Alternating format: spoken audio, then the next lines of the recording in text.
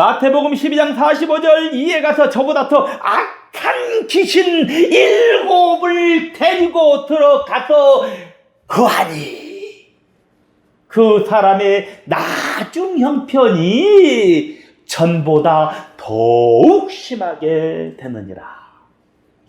이 악한 세대가 또한 이렇게 되리라. 귀신이 살 수 있는 좋은 환경이 조성되어 있다. 그렇다 보니까 자기보다도 악한 7 귀신을 데리고 들어가서 이야 여기 살기 좋다. 자, 7이 더 들어와 버렸네. 7은 완전을 의미하죠. 성경 7은 완전한 숫자입니다. 완전한 악한 7 귀신이 들어와 버렸어. 이건 어떻게 되는 것입니까? 다른 방법이 없어요. 빼도 박도 못하는 그 상황이 돼버리는 거예요. 죄를 짓지 말라 이 말이에요. 그러니 이제 다른 것이 들어갈 틈이 없다 이 말이에요. 성령께서 들어가고 하나님께서 들어가고 말씀께서 들어가야 되는데 7이 완전히 뿌리를 내려버린 거야. 그러니까 어떻습니까? 방법이 없다 이 말이에요. 다시 구원받고 영생 얻을 수 있는 길이 없다는 것입니다. 이는 예수를 믿고 말씀을 받고 회개를 했었다고 할지라도 후에 계속적으로 범죄하면 다른 것이 들어와 버려서 이제는 다른 방법이 없다는 것입니다. 그러니 예수를 믿었으면 다시는 범죄하지 않아야 합니다. 그래야만이 영생을 얻는다는 것입니다. 그래서 베드로후서는 다음과 같이 말하고 있어요. 베드로후서 2장 20절 만일 저희가 우리 주 되신 예수 그리스도를 알므로 세상의 더러움을 피한 후에 다시 그 중에 얽매이고 지면 그 나중 형편이 전보다도 심하리니. 예수 그리스도를 알았습니다. 세상의 더러움에서 피했습니다. 그런데 다시 더러움에 얽매여서 지게 되면 그 사람의 나중 형편이 처음보다 더 심하게 되어진다는 거예요. 다시 우리가 우리의 주님이 되시며 구세주이신 예수 그리스도를 아는 지식으로 세상의 더러운 것들에서 벗어났다가 다시 거기에 말려들어서 얽매이다 쳐서 천국을 당해버리면 우리의 형편은 나중 형편이 처음보다 더 심하게 나빠지게 된다는 것입니다. 이해가 되시죠? 이렇게 무서운 겁니다. 그러니까 예수를 믿고 범죄하지 않도록 해야 돼요. 그리고 우리가 또 깨달아야 할 것이 있어요. 그것은 베데스다의 교훈입니다. 베데스다 안에 수많은 병자, 소경, 절뚝발이, 혈기 마른 자들이 누워 있었습니다. 지금으로 말하면 완전 종합병원이네. 이것이 요한복음 5장 3절에 나와 있는 말씀이에요.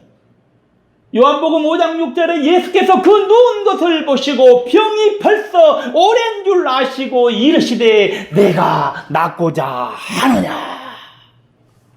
베데스다 안에 수많은 병자가 있었지만 주님께서는 거기서 38년 된 병자만을 고쳐줬습니다.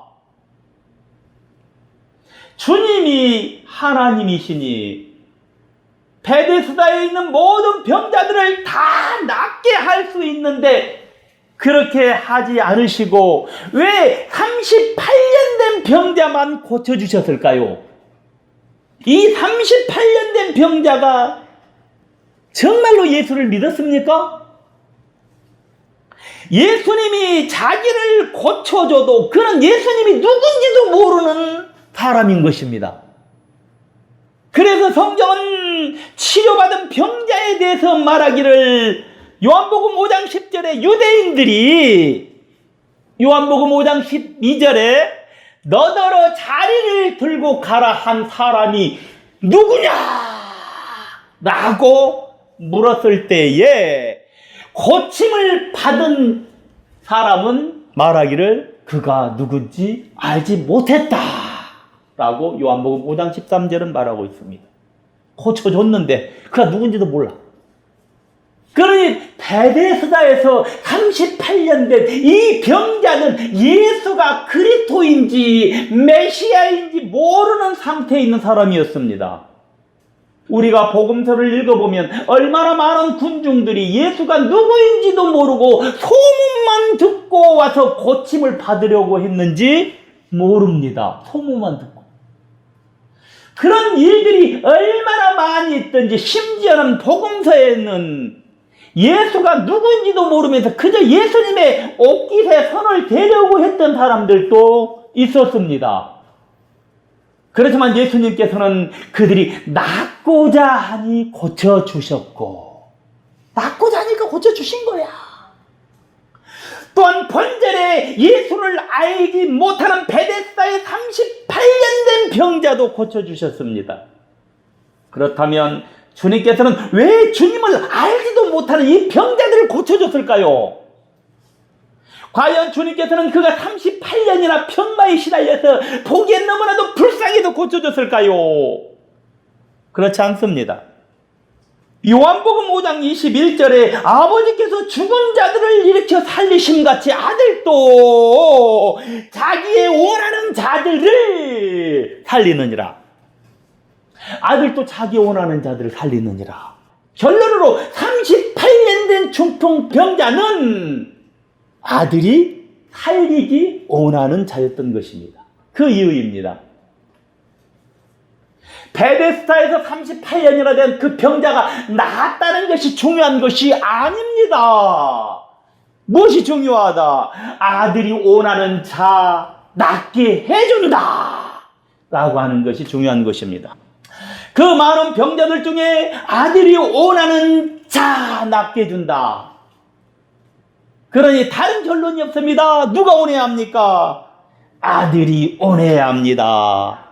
그러므로 그 많은 자들 중에서 하나님의 아들인 그리스도께서 나를 긍휼히 여겨줘야 하는 것입니다. 나를 긍휼히 여겨줘야 돼. 불쌍히 여겨줘야 한다 이 말이에요. 내가 원한다고 되는 것이 아닙니다. 아들이 원해야 합니다. 그리고 내가 아무리 긍휼을 받기 원한다고 되는 것이 아닙니다. 주님께서 나를 불쌍히 여겨 돌봐주셔야 하는 것입니다. 오늘 우리 가운데서 똑똑하지 않은 사람, 잘나지 않은 사람, 훌륭하지 않은 사람들이 어디에 있습니까? 사람들을 개인적으로 한 사람 한 사람 살펴보면 모두가 똑똑하고 훌륭한 것 같습니다. 그렇다고 모든 것이 다 내 뜻대로 됩니까? 예를 들어서 나보다 못한 사람이 어디에 있겠습니까마는 저도 사람인 거로 왕왕 저 자신도 나보다 못한 사람들도 있다고 생각해 볼 때도 있고, 때로는 저 자신이 똑똑하다고 생각하고 잘났다고 생각하고 훌륭하다고 생각할 때도 있는 거예요. 그렇지만 나보다 못한 사람이라고 생각했던 사람들이 오히려 하는 일마다 굉장히 잘 되어서 무슨 일을 하더라도 크게 하고 잘하고 있다고 생각할 때가 있습니다. 이것은 비단 저뿐만의 생각이 아니라 일반적인 사람들의 생각과도 같은 것입니다. 왕왕 일반적인 사람들이 생각하기를, 이야, 저 사람은 내가 볼 땐 나보다 못한 사람이었는데 지금 보니 오히려 나보다 잘 나가고 하는 일마다 참으로 잘 되는구나 라고 생각할 때가 있습니다. 그러니 나보다 못한 사람이 없더라 이 말이에요. 자신들이 원한다고 해서 모든 것이 자신들의 뜻대로 되는 것이 아닙니다. 누가 원해야 됩니까? 아들이 원해야 하는 것입니다. 베데스다 안에 수많은 병자, 소경, 철뚝발이, 혈기 마른 자들이 누워 있었지만 그 가운데서도 38년 된 병자만 남을 입었던 이유는 그것은 아들이 원하는 자이기 때문입니다. 이것을 우리는 무엇이라고 합니까? 애정이라고 합니다. 애정이라는 것은 모든 사람들, 사물, 역사적인 사건 등은 하나님이 미리 정한 애정의 의하여 된 것이다 라는 거예요.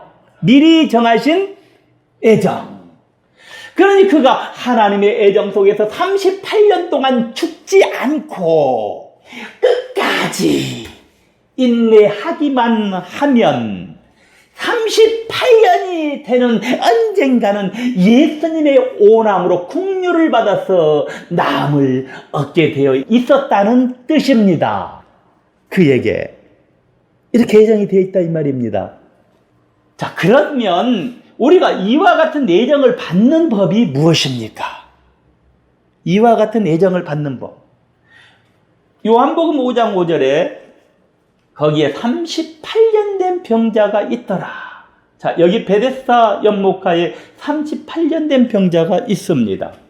저는 이 사람이 병들어 괴로움과 고난 가운데 있었을 때에 일찍이 목숨을 끊지 않고 그래도 38년 동안이나 살아가고 있었다는 것에 대해서 정말 대단한 사람이라고 느껴봅니다.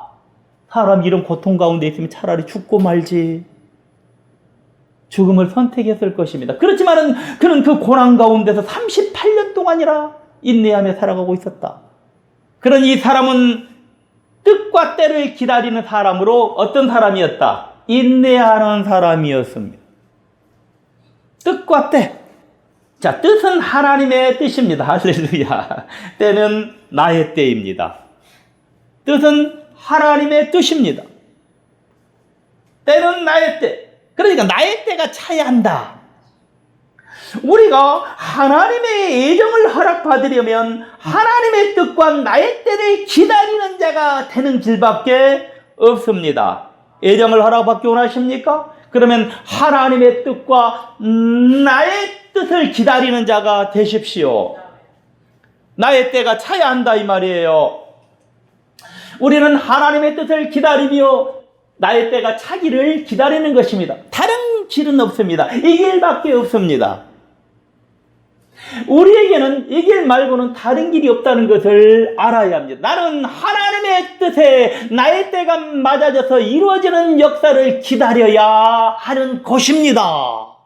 그러기 위해서는 거기에 무엇이 필요하다? 인내가 필요한 것입니다. 하나님의 뜻과 나의 때가 차기까지 인내해야 이루어지는 것입니다. 우리가 인내하는 기간 동안에는 말씀을 어디까지? 그냥 인내하는 게 아니야. 우리가 예수를 믿고 교회를 다니고 믿음 가운데 있다면 우리가 인내해야 하는데 그 인내하는 기간 동안에는 무엇을 해야 된다? 말씀을 채워야 하는 거예요. 어디까지? 아구까지.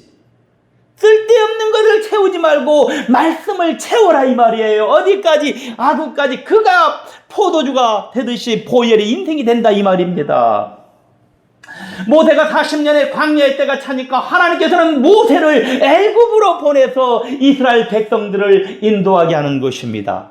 때가 되니까. 이것은 자기가 원했던 뜻과 때와는 다르게 하나님이 원하시는 뜻과 때입니다. 자기가 원했던 뜻과 때와는 다르게 하나님이 원하시는 뜻과 때. 그러니 인내하는 것은 하나님의 뜻과 때를 기다리는 것입니다.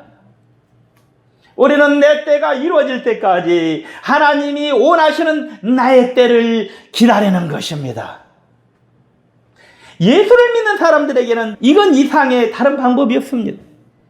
이것 말고는 방법이 없으니 끝없이 인내하면서 기다리는 것입니다. 우리 교회가 아직은 성도가 차고 있지 않아요. 그러나 말씀을 아구까지 채우면서 인내하면서 하나님의 뜻과 때를 기다리는 것입니다. 오늘 수많은 자들이 인내하면서 기다리지 못하기 때문에 문제가 생기는 것입니다. 우리가 인내를 해야 하는데 어떻게 인내하는 것입니까? 요한복음 5장 23절. 이는 모든 사람으로 아버지를 공경하는 것 같이 아들을 공경하게 하려 하심이라. 아들을 공경치 아니하는 자는 그를 보내신 아버지를 공경치 아니하느니라. 예수님께서는 모든 사람으로 아버지를 공경하는 것 같이 아들을 공경하게 하려 하심이라고 하셨습니다. 우리는 아버지와 아들을 공경하면서 인내하면서 때를 기다려야 합니다. 그냥 때를 기다린 게 아니라 아버지와 아들을 공경하면서 또 인내하면서 때를 기다려야 한다. 그냥 기다리는 것은 쉽죠. 그러나 아버지와 아들을 공경하지 않으면서 그냥 기다리면 거기에는 응답이 없는 것입니다. 오늘 예수 믿는 자들은 하나님의 뜻이 이루어지기 전과 자신의 때가 이루어지기 전에 아버지와 아들을 공경하면서 기다려야 하는 것입니다.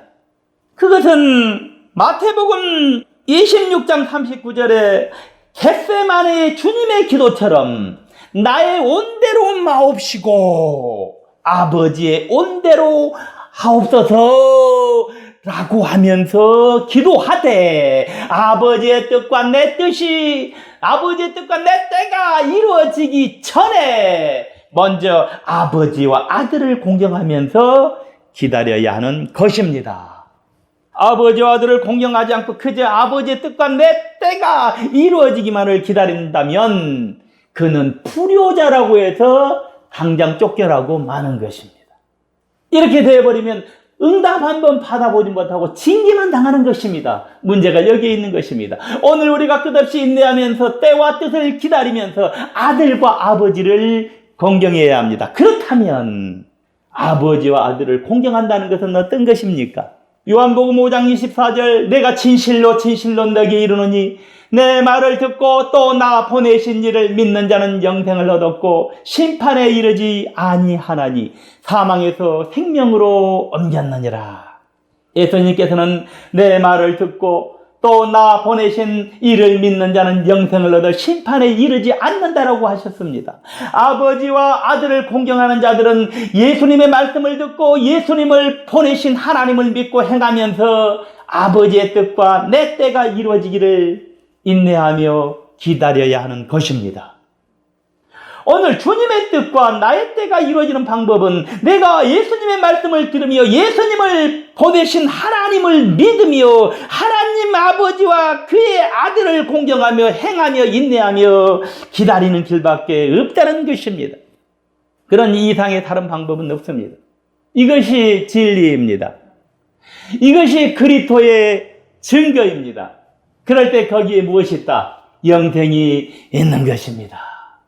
이것을 가지고 칼빈은 인간에게 나타나는 전적 무능과 전적 부패 등으로 인해서 하나님의 절대 주권을 강조하며 구속의 절대적인 필요성을 강조합니다. 이것을 우리가 어떠한 학설이나 교리 등으로 설명하기보다는 성경적으로 보니 이렇다 이 말입니다. 성경은 이런 것입니다. 자, 그럼 언제까지 기다려야 하는 것입니까? 요한복음 5장 29절 선한 일을 행한 자는 생명의 부활로 악한 일을 행하는 자는 심판의 부활로 나오리라. 부활하는 최후의 날까지 인내하며 기다려야 한다. 자, 언제까지 기다려야 하냐? 부활하는 최후의 날까지. 그때까지 인내하며 기다려야 된다 이 말이에요. 자, 많은 사람들이 죽으면 모든 것이 끝난다고 생각합니다. 그렇죠? 사람들은 그래, 죽으면 모든 것이 끝나지. 자연의 일부분이니까 자연으로 돌아가지. 그렇게 생각하는 대통령도 있었어요. 많은 사람들이 모든 것이 죽으면 끝난다고 생각하지만 성경은 죽어도 끝이 나지 않는다. 그렇게 우리에게 오늘 가르치고 있습니다. 우리가 죽음 후에 갈 수 있는 하나님의 나라를 한번 살펴보도록 하겠습니다. 정신을 차리고 잘 탐구해 보시기 바랍니다. 죽음 후에 갈 수 있는 하나님의 나라. 자, 성경은 낙원에 대해서 말하고 있습니다. 누가복음 23장 42절과 43절에 보면 당신의 나라에 임하실 때에 나를 생각하소서. 이렇게 말하죠. 그러니 주님께서 뭐라고 합니까? 오늘 내가 나와 함께 낙원에 있으리라. 바울은 셋째 하늘, 히브리인들의 개념입니다. 바울은 셋째 하늘, 3층 천입니다. 셋째 하늘에 낙원에 이끌려 가게 되었는데 그가 낙원으로 이끌려 가서 말할 수 없는 말을 들었으니 사람이 가히 이르지 못할 말이로다. 고린도후서 12장 4절은 이렇게 말하고 있습니다. 요한계시록에서 보면 주님께서는 귀 있는 자는 성령이 교회들에게 하시는 말씀을 들을지어다. 이기는 그에게는 내가 하나님의 낙원에 있는 생명나무의 과실을 주어 먹게 하리라 라고 하셨습니다. 낙원입니다. 낙원은 어떤 것입니까? 천국의 개념이죠. 여호와 하나님이 동방의 에덴 동산을 창설하시고 그 지으신 사람을 거기 두시고 창세기 2장 8절 이렇게 말씀하셨습니다. 에덴 동산입니다. 에덴 동산은 낙원으로 천국의 개념입니다. 에덴 동산이나 낙원은 같은 곳으로 무엇이라고요? 천국의 개념. 우리가 이 땅에서 육신의 장막을 벗게 되면 새 하늘과 새 땅과 새 예루살렘이 도래하기 전까지는 천국에 가 있는 것입니다. 자, 육신의 장막을 벗었습니다. 어디로 가 있다? 우리 믿는 사람이지 않습니까? 자, 낙원에 가 있다. 천국에 가 있는 것입니다. 그러니 사람이 죽는다고 해서 모든 것이 다 끝나는 것이 아닌 것입니다. 에덴 동산에서 뱀이 여자에게 이르되 너희가 결코 죽지 아니하리라. 너희가 그것을 먹는 날에는 너희 눈이 밝아 하나님같이 되어 선악을 알 줄을 하나님이 아시니라 라고 하면서 사단이 아담과 하와를 미혹시켰습니다. 창세기 3장 4에서 5절입니다. 그렇지만 성경을 보니 에덴 동산인 낙원에도 무엇이 있다? 뱀이 있다며, 뱀인 사단이 있다는 것을 알 수 있습니다. 그뿐만이 아닙니다. 하나님의 아들들과 사단이 같이 있습니다. 욥기 1장 6절. 하루는 하나님의 아들들이 와서 여호와 앞에 섰고 사단도 그들 가운데 왔는지라. 욥기 1장 7절. 여호와께서 사단에게 이르시되 내가 어디서 왔느냐? 사단이 여호와께 대답하여 가로되 땅에 두루 돌아 여기저기 다녀왔나이다. 자, 욥기서에 보니까 여호와 하나님 앞에 하나님의 아들들과 사단도 같이 있습니다.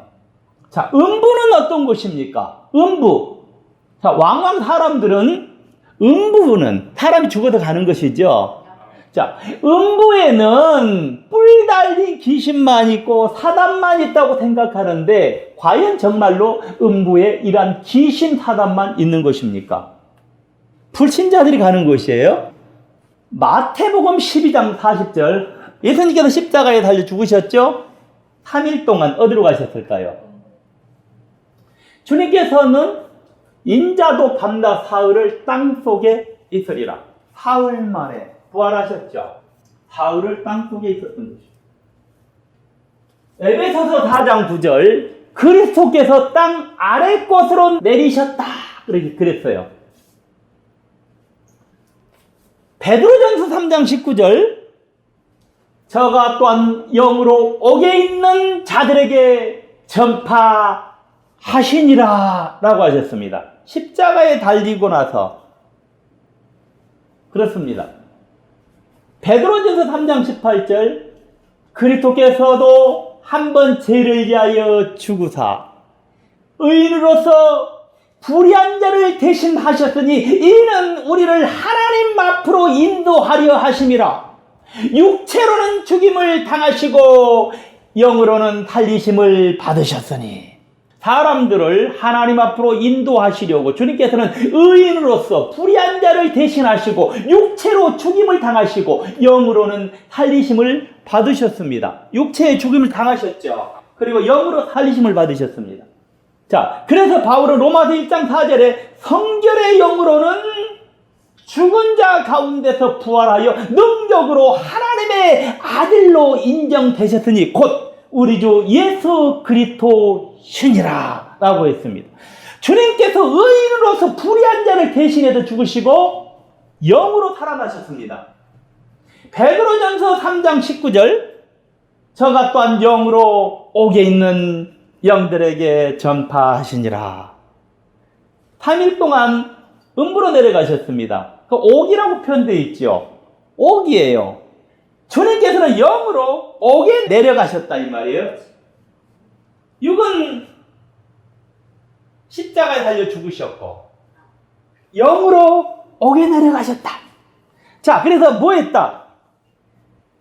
영들이 있는 옥에 내려가지고 영들에게 전파했다 그랬습니다. 이 교회에서는 이런 내용의 것을 잘 증거하지 않습니다. 조금만 잘못하면 이단으로 내몰려서 정죄당합니다. 그래서 잘 증거하지 않아요. 그러나 우리 새수레교회 성도들은 성경 말씀을 많이 알고 있고 깊이 알고 있기 때문에 이 말씀도 깊이 알아야 됩니다. 주님께서는 영으로 옥에 내려가셔서 기쁜 소식인 복음을 전파하셨다. 어디에게? 음부에 있는 영들에게. 성경은 분명히 말씀하고 있죠. 그러니 주님께서 불의한 자를 대신해서 죽으시고 영으로 옥에 내려가셔서 기쁜 소식인 복음을 전파하셨다.